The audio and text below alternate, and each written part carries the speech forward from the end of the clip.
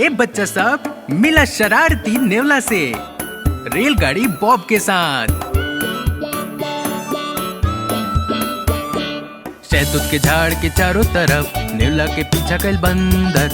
बंदर के लागल की मजा आई, टप से निकलल नेवला। 1 रुपया एगो धागा खाती, 1 सिक्का से मिल जे सुई। ऐसे ही पैसा से काम होला, टप से निकलल नेवला।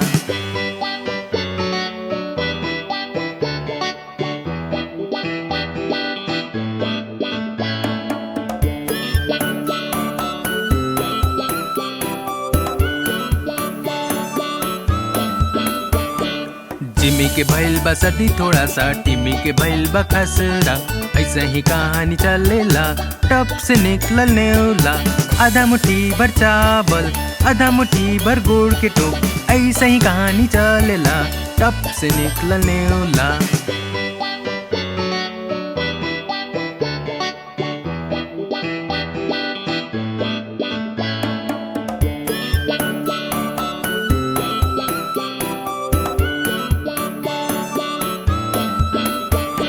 हर रात जब हम बाहर जाइना, बंदर बैठेलन टेबुल पर। एगो छड़ी से खोद के देखा, टप से निकलल नेवला। शहर के सड़क के एने ओने, अंदर बाहर चारों ओर।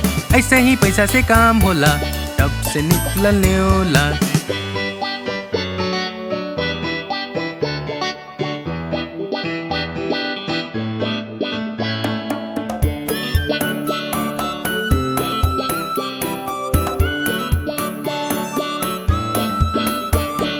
माई सिखैली सिए खातिर, कैसे सुई में डाली धागा। हर बार जब उंगली फिसले, टप से निकलल नेवला। तो कोशिश कर सिए के, लेकिन कभी ना हो पाई। तू रहे दई सब छोड़ द, टप से निकलल नेवला।